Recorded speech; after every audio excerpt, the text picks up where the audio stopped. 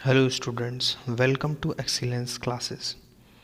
Now हम discuss करेंगे another law of Henry's and this Henry law is directly proportional to the mole fraction.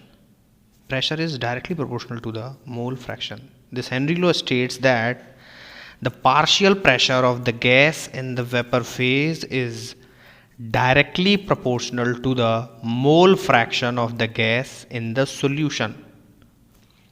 This law states कि जो partial pressure है किसी भी gas का वेपर फेज में वो डायरेक्टली प्रोपोर्शनल होता है गैस के मोल फ्रैक्शन के. तो सिंपली ये लॉ ये कह रहा है the partial pressure of the gas directly proportional to the mole fraction of the gas.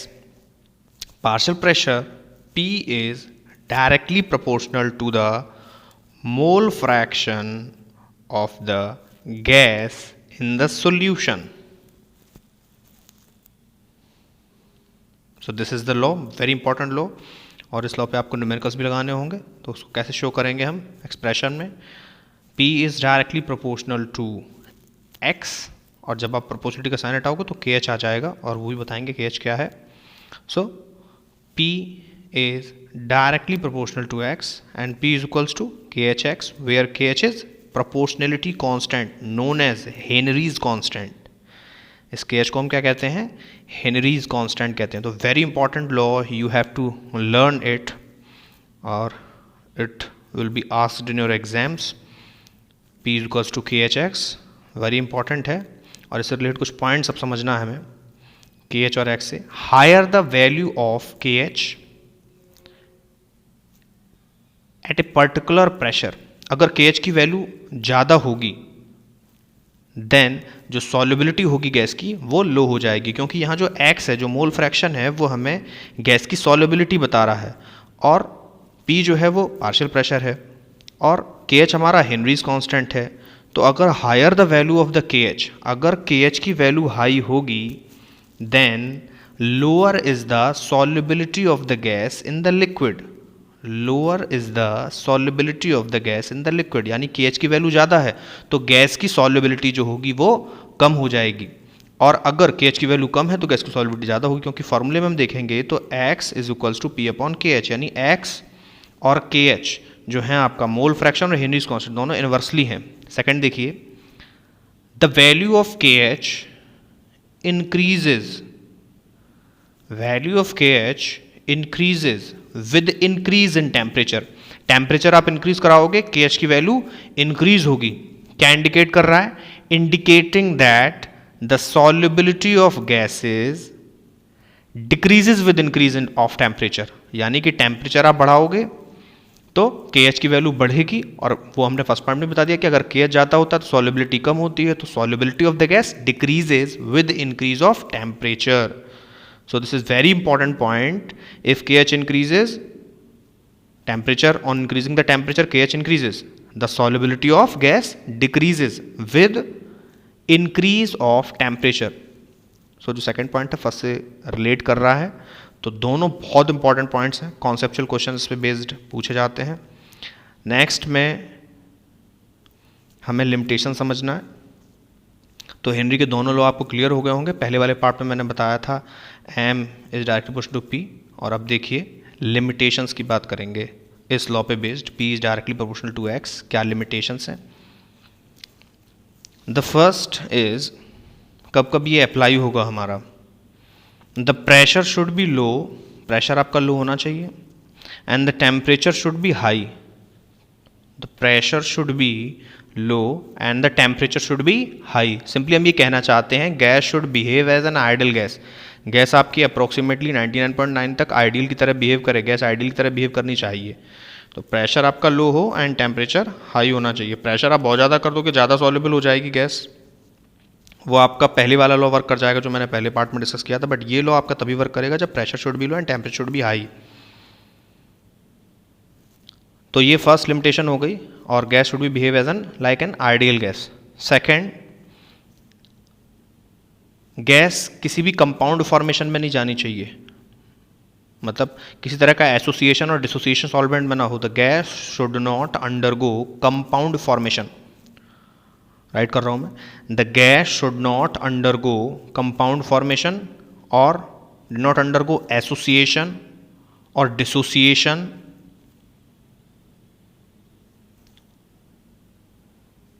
in the solution.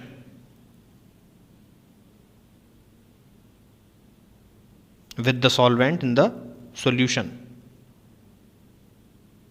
जो गैस है हमारा सॉल्यूट है और सॉल्वेंट हम मान रहे हैं लिक्विड, तो उसमें जब जाए तो एसोसिएशन और डिसोसिएशन नहीं होना चाहिए।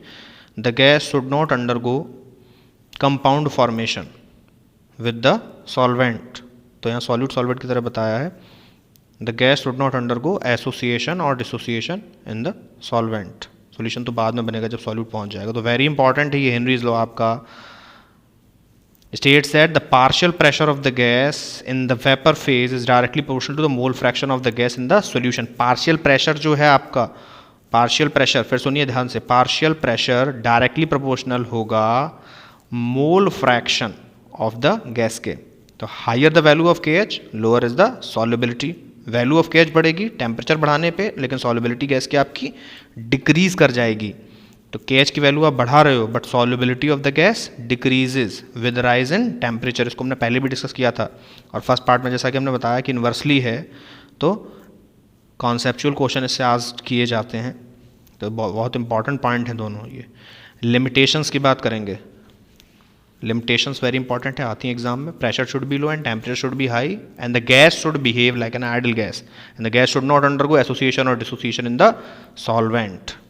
सो इनको आपको प्रिपेयर करना है, नोट्स तैयार करते जाइए, मैं बार बार कहता हूँ। तो next discuss the applications of Henry's law. Very important, बहुत इंपॉर्टेंट है, एग्जाम में बहुत पूछे जाते हैं। आपका एग्जामिनर विभाग में आपसे क्वेश्चन आस्क कर सकता है applications of Henry's law. Henry's law कहाँ एप्लीकेशंस में हम यूज़ करेंगे डेली यूजेस में। फर्स्ट नंबर में देखिए, to increase the solubility of CO2 in soft drinks, beer, soda water. Daily use में हम देखते हैं सॉफ्ट ड्रिंक्स वगैरह को यूज़ भी करते हैं। To increase the solubility of CO2 in soft drinks, soda water, beer, the bottles of these soft drinks are sealed under high pressure। इनकी जो बॉटल्स हैं वो हाई प्रेशर के साथ सील किया, तो इसलिए आप जब ओपन करते हो तो थोड़ा सा प्रेशर से एक्सेस आउट होकर CO2 के बबल्स आउट होते हैं out of the solution with the causing the effervescence cause होता है, झाग जैसा निकलता है। So to increase the solubility of CO2 in soft drinks the bottles are sealed under high pressure. Second देखिए, at high altitudes. High altitudes की बात कर रहे हैं जहाँ पे पार्शियल प्रेशर ऑक्सीजन का लेस होता है then at the ground level पे जहाँ पे हमें प्रेशर बहुत अच्छा है, लेकिन हाई एल्टीट्यूड्स की बात करेंगे वहाँ पार्शियल प्रेशर जो होगा बहुत कम होगा। माउंटेन्स के ऊपर की बात कर रहे हैं। The partial pressure of O2 is less than that of the ground level. उसका रिजल्ट क्या होगा? अगर पार्शियल प्रेशर O2 का लेस है, एट हाई एल्टीट्यूड्स पे पार्शियल प्रेशर ग्राउंड लेवल से कम है, तो उसका रिजल्ट क्या होता है? लो कंसंट्रेशन हो जाता है। किसका लो कंसंट्रेशन? ऑक्सीजन का लो कंसंट्रेशन होगा। और ऑक्सीजन हम ह्यूमंस यूज़ करते हैं। तो जो लोग हाई एल्टीट्यूड्स पे रहते हैं उनके ब्लड में, टिश्यूज़ में लो कंसंट्रेशन हो जाएगा। लो concentration of O2 in the blood and tissues of the people living at the high altitudes, जो हाई एल्टीट्यूड्स पे रह रहे हैं, या फिर हम क्लाइंबर्स की बात कर रहे हैं जो क्लाइंब करते हैं, पर्वतारोही चढ़ते हैं पर्वतों पे, उनकी अगर हम बात कर रहे हैं, तो at high altitudes the partial pressure of O2 is less, so the low concentration of O2 in the blood and tissues of the people living at the high altitudes, so they feel weak and unable to think properly. इस वजह से क्या हो जाते हैं? वो week होते हैं और प्रॉपरली थिंक नहीं कर पाते, चीज़ों को उतना वेरिएट नहीं कर पाते हैं, अंडरस्टैंडिंग थोड़ी सी वीक होती है, unable to think clearly. And this disease is known as anoxia. इसको हम क्या कहते हैं? एनॉक्सिया कहते हैं। So they are weak and unable to think properly and this disease, मैं बार बार बोल रहा हूँ, इसको देख लीजिए, एनॉक्सिया। एनॉक्सिया कहते हैं, ANOXIA। Next third point, deep sea divers की बात कर रहे हैं।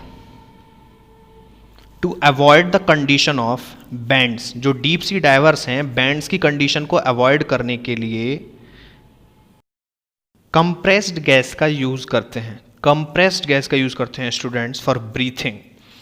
At high pressure under water, पानी में आप अंदर जाओगे समुद्र में ज़्यादा प्रेशर होता है। तो दीज डेज हम क्या यूज़ करते हैं, these days they use air diverse, scuba diverse use the air diluted with helium gas, diluted with helium gas for as a breathing gas।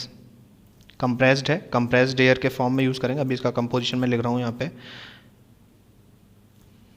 they use air diluted with helium gas।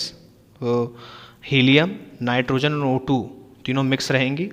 11.7% helium, 56.2% N2 and 32 point something percentage रहेगा आपका O2 का, 32.1 approx रहता है।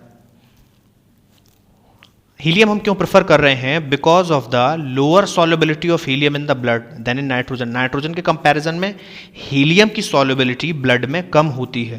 तो because of the lower solubility of helium in the blood than nitrogen, तो helium prefer किया गया। दूसरा एक बेनिफिट है हीलियम का कि हीलियम के जो एटम्स हैं उनका साइज स्मॉल होता है, because of the small size of He atoms, because of the small size of He atoms unlike nitrogen molecules. सीधी सी बात है, हीलियम एटम्स जो होंगे उनका साइज स्मॉल होगा, नाइट्रोजन मॉलिक्यूल्स जो हैं वो बड़े होंगे साइज में।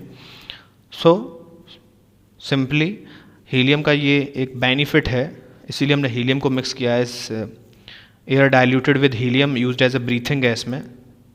So because of the small size of He atoms unlike 92 molecules they can pass through cell walls very easily. जो आपकी सेल वॉल्स हैं बॉडी में सेल्स हैं, उनमें सेल्स वॉल्स हैं जहाँ से आपका ब्लड पास आउट हो रहा है, तो सेल वॉल से विदाउट डैमेजिंग देम ईजिली पास हो जाते हैं He atoms without damaging them, does not cause the condition of band, और कोई भी बैंड की कंडीशन कॉज नहीं होता। बट ये प्रॉब्लम है क्या, बैंड क्या है, बैंड समझना होगा हमें, क्योंकि अब हम हीलियम को मिक्स कर रहे हैं। बट अर्ली टाइम्स में क्या होता था, सिर्फ N2 एंड O2 को हम यूज़ करते थे, and which are not very soluble in blood at the normal pressure. The pressure at the depth, जो डेप्थ पे प्रेशर है वो बहुत ज़्यादा है then at the surface atmospheric pressure के कंपैरिजन में। लेकिन जब डाइवर क्या करता था, नीचे से सरफेस से ऊपर की तरफ आता तो प्रेशर होता था डिक्रीज।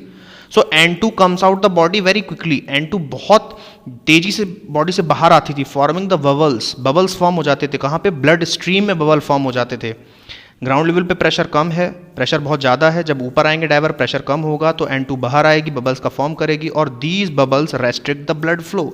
और ये बबल्स क्या करते थे, ब्लड फ्लो को रोक देते हैं, और उसकी वजह से इफेक्ट हो जाता था transmission of the nerve impulses का ट्रांसमिशन रुक जाता था, and restriction of the blood flow, restriction भी हो जाता था ब्लड फ्लो का। ब्लड फ्लो आपका रेस्ट्रिक्ट हो गया, रुक गया ब्लड फ्लो, तो उसकी वजह से क्या होता था, ultimately burst out the capillaries and death cause हो जाती थी, to avoid the condition of band.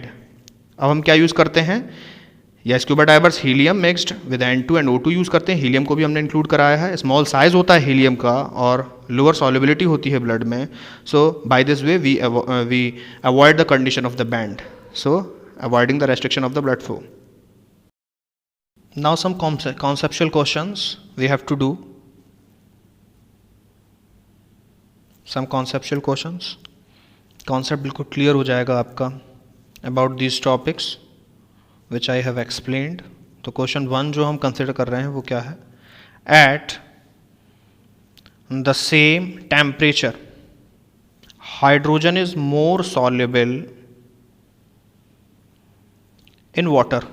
Hydrogen हमारी बहुत ज़्यादा सॉल्युबल होती है, hydrogen is more soluble in water than helium. Question हमसे क्या कह रहा है, हाइड्रोजन इज मोर सॉल्युबल, फिर सुनिए ध्यान से, hydrogen is more soluble in water than helium, which of them will have a higher value of KH।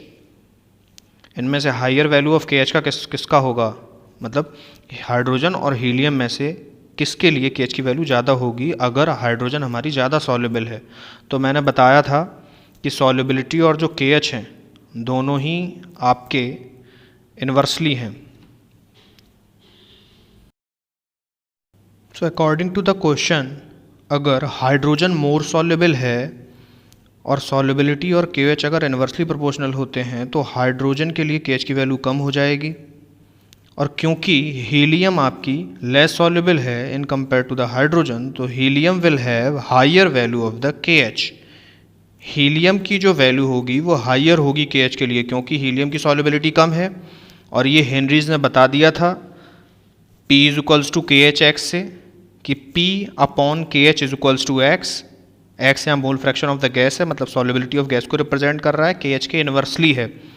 तो helium will have the higher value of the KH because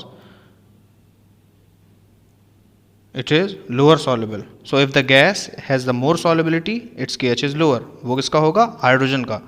hydrogen क्योंकि ज़्यादा soluble है तो KH की value कम। लेकिन question में हमसे क्या पूछा गया था? Which gas will have the higher value of the KH? So यहाँ पे सिंपली हम बता देंगे कि helium will have the higher value of the KH, और यहाँ हमने बता दिया P is direct equals to H, P upon X is equals to KH। तो इन्वर्सली आपको साफ साफ दिखाई दे रहा होगा कि जो KH है that is inversely to 1 upon x।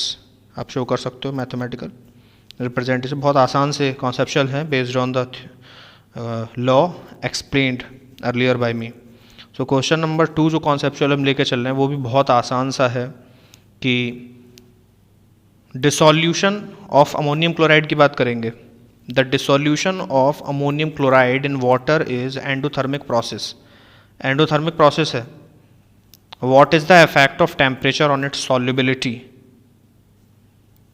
What is the effect of temperature on its solubility? तो सिंपली हम ये कह रहे हैं कि अमोनियम क्लोराइड अगर वाटर में हमने डिसॉल्व कराया है तो डिसोल्यूशन एंडोथर्मिक है। पिछले पार्ट में बहुत डीपली इसको एलिब्रेट किया था मैंने। तो एंडोथर्मिक का मतलब क्या है? हीट की रिक्वायरमेंट है। तो कह रहे हैं सॉल्युबिलिटी पे क्या इफेक्ट आएगा? टेम्परेचर का। तो आपको पता है अगर डिसोल्यूशन आपका एंडोथर्मिक होता है तो ऑन इंक्रीजिंग द टेम्परेचर, अगर आप टेम्परेचर बढ़ाओगे तो ऑब्वियस सी बात है कि सॉल्युबिलिटी आपकी बढ़ेगी। तो यहाँ इस क्वेश्चन में क्योंकि एंडोथर्मिक है हमारा डिसोल्यूशन ऑफ NH4Cl, सो अगर हम टेम्परेचर को बढ़ाएंगे तो वो फेवर करेगा डिसोल्यूशन को और डिसोल्यूशन ऑफ NH4Cl को, and the solubility of NH4Cl increases because the dissolution is endothermic. So on increasing the temperature,